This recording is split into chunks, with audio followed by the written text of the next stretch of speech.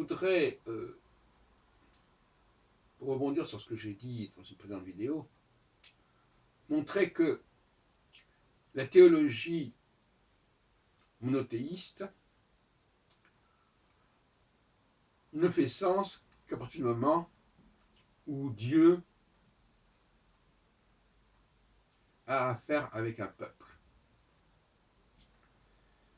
Les tentatives d'alliance avec une famille, avec un homme, ont fait long feu. Mais en réalité, on passe d'un Dieu Père universel s'adressant à l'humanité perçue dans sa globalité à un Dieu Fils qui s'adresse à un certain peuple élu. Et là, donc, il y a un revirement théologique et théocratique majeur. Et à ce propos, il me semble que pour Dieu, pour Yahvé, ça ne fait pas sens d'avoir affaire à des individus qui sont mortels, ça fait sens d'avoir affaire à un peuple qui traverse les âges. Et aussi qui est plus ou moins ancré dans une terre. Une terre, donc pas la terre, mais une terre. Là, encore une fois, une restriction du champ. Alors là, nous avons deux grands protagonistes, deux grands personnages, qui sont le peuple hébreu et le peuple arabe.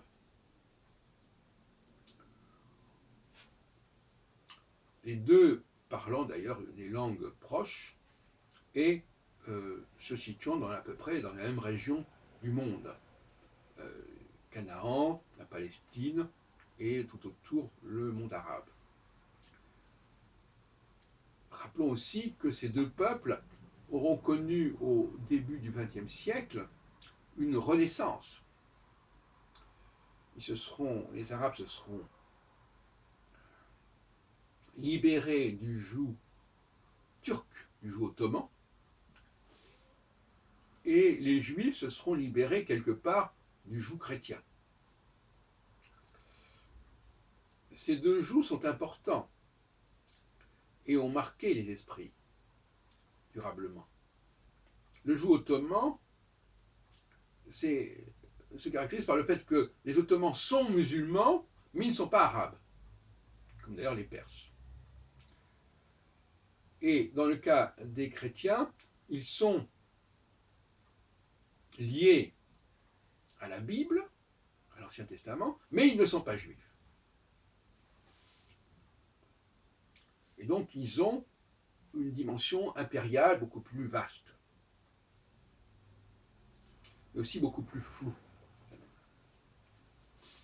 Et donc avec le XXe siècle, on retrouve ces deux grands personnages qui sont liés à la Bible, puisque Abraham est le père successivement de deux demi-frères que sont Ismaël et Isaac. On sait d'ailleurs que les différentes traditions arabo-musulmanes et judo-chrétiennes mettent en scène un sacrifice, dans un cas d'Ismaël, l'autre cas d'Isaac, par le père Abraham. Sacrifice d'ailleurs qui renvoie éventuellement à la question de Jésus. Et par le fils et le père aussi. Mais le père qui aurait donné son fils en sacrifice pour, je ne sais pas. Et le problème, c'est que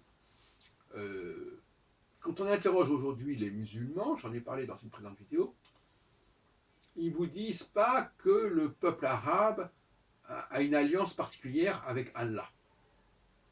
Certes, Mahomet est arabe, certes, le Coran est écrit en arabe, mais théologiquement, ils n'arrivent pas à penser l'alliance entre Allah et le peuple arabe, alors que dans l'Exode, l'alliance entre le peuple juif et Yahvé, qui est le pendant d'Allah, qui sont tous les deux des fils de Elohim, si on peut dire, est parfaitement avancé et affirmé. Et là, il y a un déséquilibre, si vous voulez, quelque part. Parce que la véritable dualité, ce n'est pas entre les juifs et les chrétiens, c'est entre le peuple juif et le peuple arabe, et chacun de ces deux peuples ayant des problèmes avec le monde chrétien d'un côté et le monde musulman de l'autre, qui évidemment vont correspondre à une sorte d'universalisation du message originel. Mais universalisation d'ailleurs de type messianique. Et j'ai dit dans une précédente opération que il fallait se méfier de ce messianisme qui tend à brouiller les cartes et à diluer les choses. On dilue le judaïsme dans le christianisme, on dilue l'arabisme dans l'islam. D'où des rapports complexes entre le peuple juif et le message biblique, puisque ce message il a été récupéré par les chrétiens, qui ne sont pas juifs, et entre le peuple arabe et le monde islamique, puisque là encore, le message, et pas seulement le message, mais la mission a été récupérée par des non-arabes. Et donc, quelque part, il y a quelque chose qui relie, qui rapproche le peuple arabe du peuple juif, c'est justement cette authenticité originelle.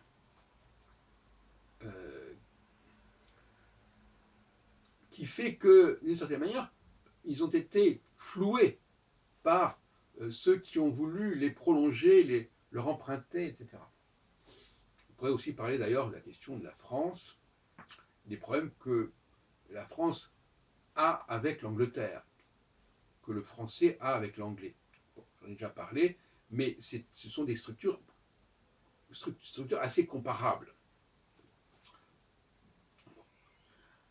D'une certaine manière, il y a quelque chose de l'ordre dans la France, dans la langue française, dans la terre française, qui, pour moi, conduit à une sorte d'idée et de mission de la France qui, en quelque sorte, prolongerait ou compléterait la mission du peuple juif et du peuple arabe. Bon, je n'en dis pas plus pour l'instant. Donc, voilà une clarification, je crois, qui était nécessaire. Je vais dire que les dieux, que Yahvé, ou que Allah, qui ne sont pas identiques, mais qui sont frères, en quelque sorte, et frères ennemis peut-être même, d'un même père, qui est Elohim. Quant à Jésus, bon, alors Jésus, est-ce qu'il est comparable à Allah et à Yahvé? On peut en douter. Jésus est une tentative complexe, assez problématique en vérité. Je préfère croire en Allah et en Yahvé qu'en Jésus. Maintenant, Jésus, en tant que Messie, refait la tentative de David, n'est-ce pas? C'est un échec d'ailleurs. Il y a un double échec de Jésus. L'échec messianique parce qu'il n'arrive pas à faire ce qu'a fait David, et ce que fera d'ailleurs Mahomet, avec cette conquête arabe impressionnante au 7e siècle.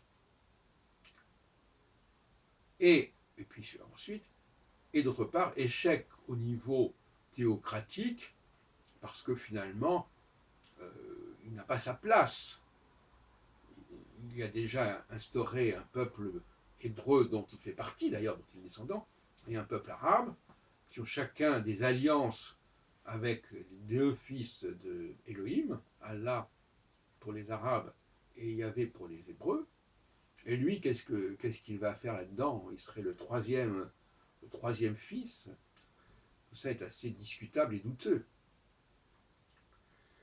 Voilà, donc je répète ce que je disais au début de mon propos, que ces dieux préfèrent avoir affaire à des peuples qu'à des individus, et que ces peuples, ils ont une grâce, ils ont reçu une grâce qui déborde complètement la dimension de volonté personnelle et individuelle. On est arabe, on est juif, et on n'a pas le choix. Et c'est ça qui est intéressant pour les dieux, de même qu'il y a un enracinement à une certaine région du globe, qui en l'occurrence s'appelle le Proche ou le Moyen-Orient. Voilà ce que je pense. Alors maintenant, au niveau de l'idéologie sioniste, on peut en effet penser que le retour des Juifs à Sion, le projet herzlien de retour des Juifs à Sion, qui d'ailleurs était au départ assez confus, puisque à la veille de sa mort, Herzl, voyant que ça ne se marchait pas du côté de l'Empire ottoman, qui bloquait le processus, c'est pas inintéressant que l'Empire ottoman, qui domine le monde arabe à ce moment-là, au début du XXe siècle, dans les années 1900-1904, eh bien, il fasse obstacle à l'arrivée, au retour des Hébreux vers cette région. On voit le côté négatif de l'Empire ottoman, tout comme le côté négatif de l'Empire romain, si on peut dire, l'Empire romain, christiano-romain. Bon, on va discuter là-dessus aussi. Mais ils font obstacle quelque part. Ce sont des obstacles à l'épanouissement du peuple hébreu et du peuple arabe. Et avec ça, c'est terminé avec la Shoah. Alors, effectivement, on pourrait se poser la question, je me suis souvent interrogé, moi-même j'ai fait une tentative d'Aliyah en 67, j'ai appris l'hébreu à ce moment-là, ça fait donc 50 ans que je maîtrise à peu près cette langue, et bon, je me posais un certain nombre de questions, et là, en effet, je suis plus affirmatif dans la nécessité d'un retour à Sion, à la Palestine, qui s'est fait du fait du démembrement de l'Empire ottoman. Autrement, ça ne se serait pas fait, ça se ferait ailleurs, en Argentine ou ailleurs, ou au Sinaï, ou en Ouganda. Mais à condition, bien sûr, que le peuple arabe se recentre, se ressource. C'est-à-dire se refonde, non pas uniquement sur sa religion, mais sur sa filiation de peuple.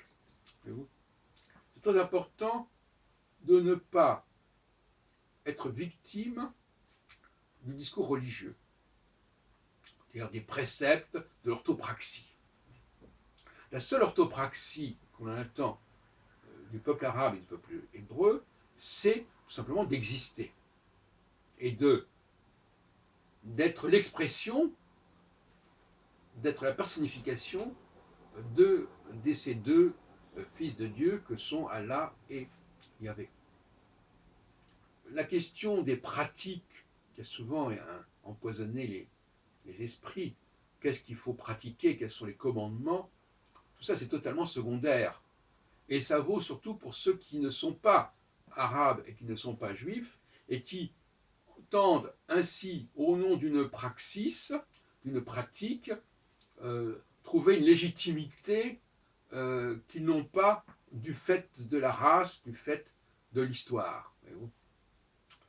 Donc laissons l'orthopraxie aux non-arabes et aux non-juifs, et parce que finalement, ça n'est pas important.